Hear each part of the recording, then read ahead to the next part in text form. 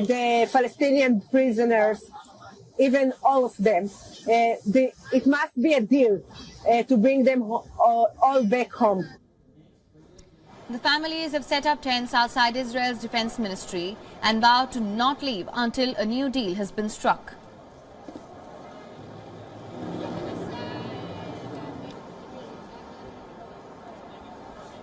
Moving on now, the United States has reiterated military support to Israel as the latter continues its operations in war-torn Gaza. U.S. Foreign Secretary Lloyd Austin addressed a joint press conference with Israel's Defense Minister Yoav Gallant on Monday.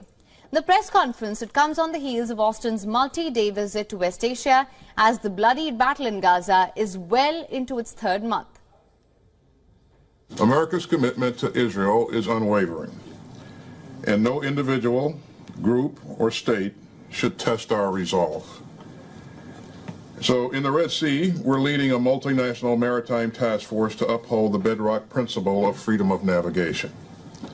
Iran's support for Houthi attacks on commercial vessels must stop. The Defense Secretary also clarified that his visit is not focused on dictating terms to Israel, as the country has the right to defend itself. However, the statement comes as a contradiction to Washington, pushing for a more scaled-down operation targeting Hamas in Gaza. And I'm not here to dictate timelines or terms. Our support to Israel's right to defend itself is ironclad, as you've heard me say a number of times. Austin also addressed simmering tensions on the second war front at the Israel-Lebanon border. The Pentagon chief sent out a stern message to Lebanese militant group Hezbollah. On Lebanon, we've been clear that we don't want to see this conflict widen into a larger war or a regional war, and we call upon Hezbollah to make sure that they don't do things that would provoke a wider conflict. Meanwhile, families of hostages released and those still in Hamas's captivity were seen protesting outside the venue of the meeting. The demonstrators called on the United States to pressure Israeli authorities for a fresh deal that would release all hostages from captivity. I would like them to talk about the deal to bring back all the hostages. I don't care if we will need to stop the war for this or give the Palestinian prisoners, even all of them. It must be a deal to bring them all back home. The families have set up tents outside Israel's defense ministry and vowed to not leave until a new deal has been struck.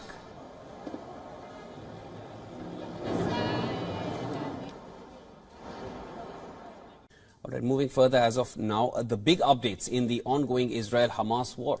Efforts have begun for renewing negotiations amid a continued offensive in Gaza. Hamas has meanwhile released a video of 3 Israeli hostages pleading for their release. The Hamas video shows 3 elderly hostages who are aged between 79 and 84. All 3 of them could be seen sitting on chairs at an undisclosed location and asking to be freed. Now, Israel has strongly condemned the release of the video and has called it a criminal terror video.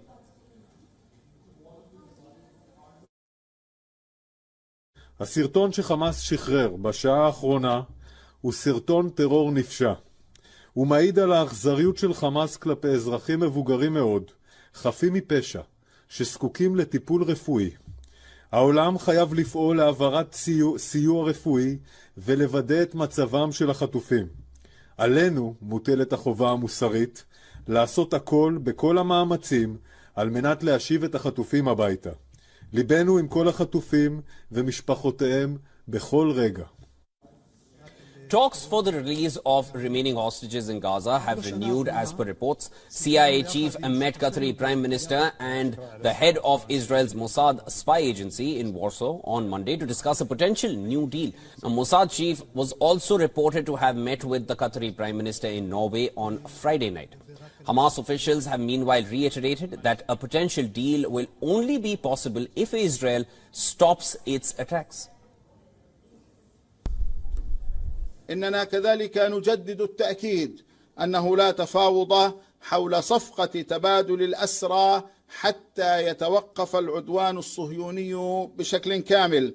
وفي المقابل إننا منفتحون أمام أي مبادرة تهدف إلى وقف هذا العدوان تصلنا من الإخوة الأشقاء في قطر ومصر، وسنتعامل معها بما يتوافق مع صمود وتضحيات شعبنا ورؤية مقاومتنا ومشروعنا الوطني الفلسطيني.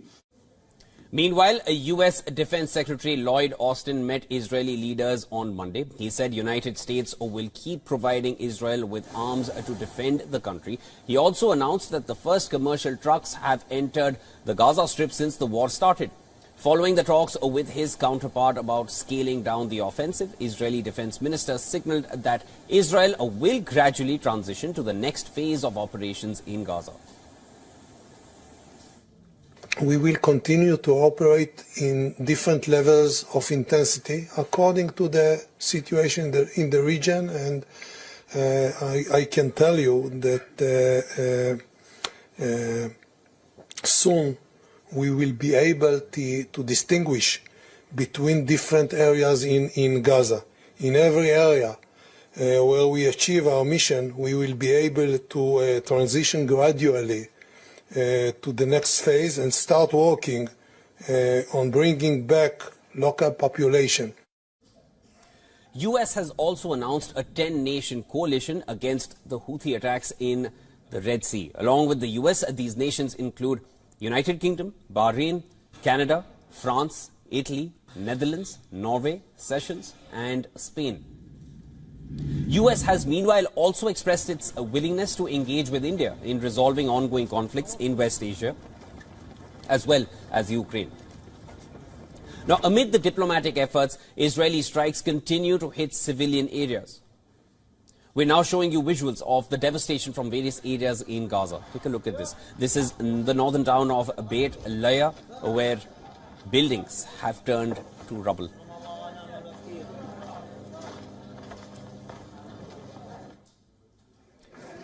These are visuals from Deir el-Bala in the central Gaza region.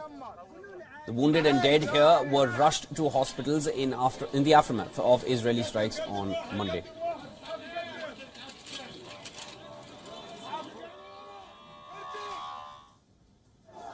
And this is southern Gaza, which is witnessing heaviest bombardment after the renewed offensive.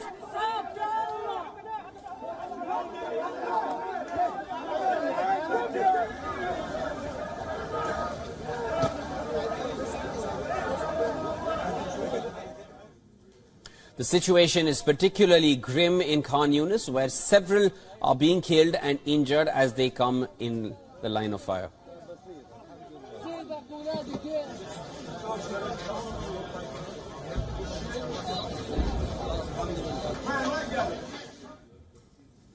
Israel has also released a video showing strikes on targets in Syria. This, it says, is in retaliation of a number of launches from the country towards Israel. On the other hand, Hamas has released footage of its own of purported strikes on Israeli military vehicle, which was being hit by a Cornet missile in northern Gaza's Beit Laya.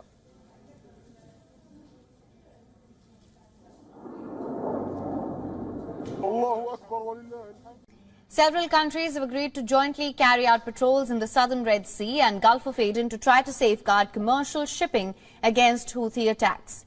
The Yemen rebels say they are supporting Palestinians under siege by Israel in the Gaza Strip. A statement on Tuesday by U.S. Defense Secretary Lloyd Austin identified several countries taking part in the international force. The security coalition, it includes the United States, United Kingdom, Bahrain, Canada, France, Italy, the Netherlands, Norway, Seychelles and Spain. It's unclear if they are willing to do what U.S. warships have done of late, shoot down Houthi missiles and drones and rush to the aid of commercial ships under attack. The Iran-aligned Houthis have attacked vessels in the Red Sea shipping lanes and fired drones and missiles at Israel since the start of the Israel-Hamas war in Gaza. It has heightened fears of a wider conflict in West Asia. Houthi rebels who rule much of Yemen say their attacks are a show of solidarity with Palestinians. They've pledged to continue until Israel stops attacking the Gaza Strip, more than 1,600 kilometers from Sana'a. The Houthi attacks launched from Yemen target the flow of supplies between Asia and the West and pose a significant threat to the global economy. The attacks have driven up the cost of shipping goods through the sea. About 23,000 ships each year pass through the narrow Bab el-Mandeb Strait, connecting the Gulf of Aden with Red Sea and beyond to the Suez Canal.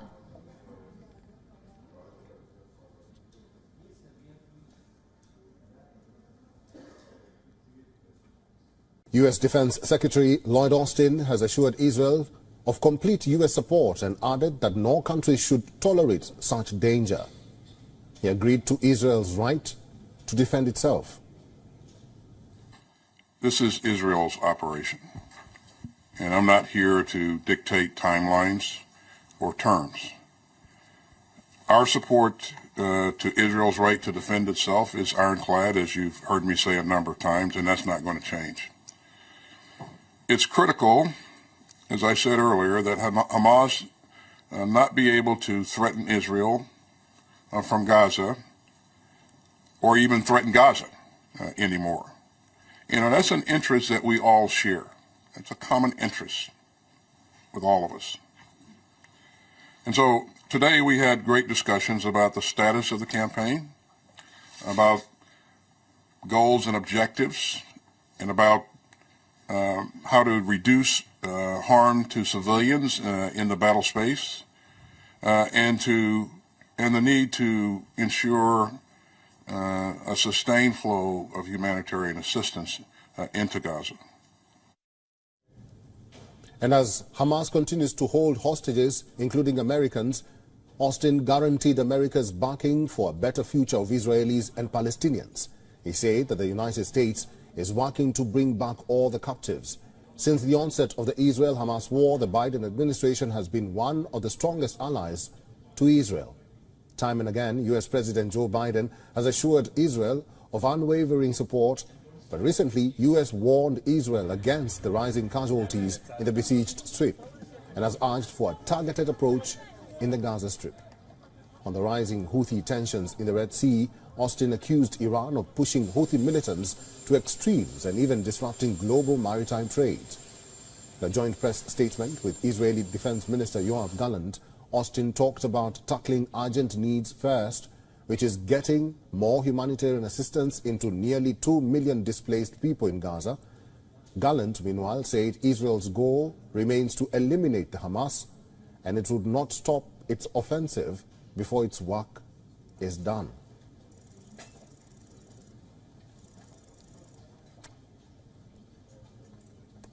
אנחנו במלחמה על קיומנו. במלחמה זו חייבים להמשיך עד לניצחון.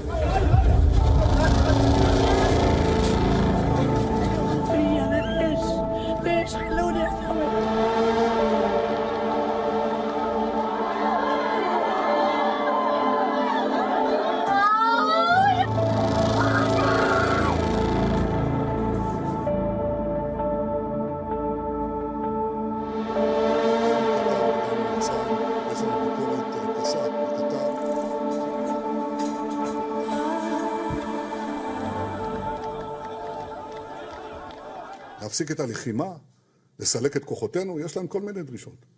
אז מה? אנחנו מבינים את זה. ברגע שאנחנו ניכנע לזה, חמאס ניצח.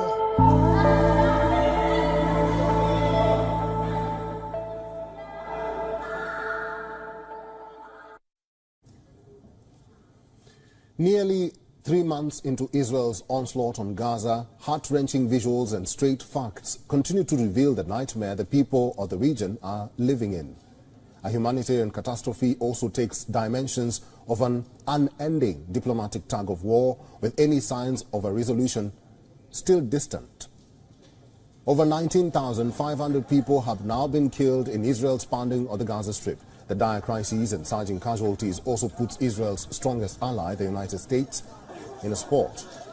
Days after U.S. National Security Advisor Jake Sullivan visited Israel and pushed for more precise military operations in Gaza targeting the Hamas, the United States Defense Secretary Lloyd Austin arrived in Tel Aviv on Monday. Austin met with Israeli Defense Minister Yoav Gallant and sought a very clear articulation of Israel's assessment of its campaign in Gaza. As the humanitarian crisis in the enclave deepens, U.S. officials expect Israel to transition to a lower intensity, hyper-localized strategy that narrowly targets specific Hamas militants and leadership. And the timeline is January next year. Austin's visit comes as Biden faces increasing domestic and international pressure to stop Israeli Prime Minister Benjamin Netanyahu's heavy bombardment of Gaza, which has sparked global calls for a ceasefire. But despite the mounting pressure, Netanyahu says he will fight to the end. This even as new negotiations appear to be underway to recover hostages held by Hamas.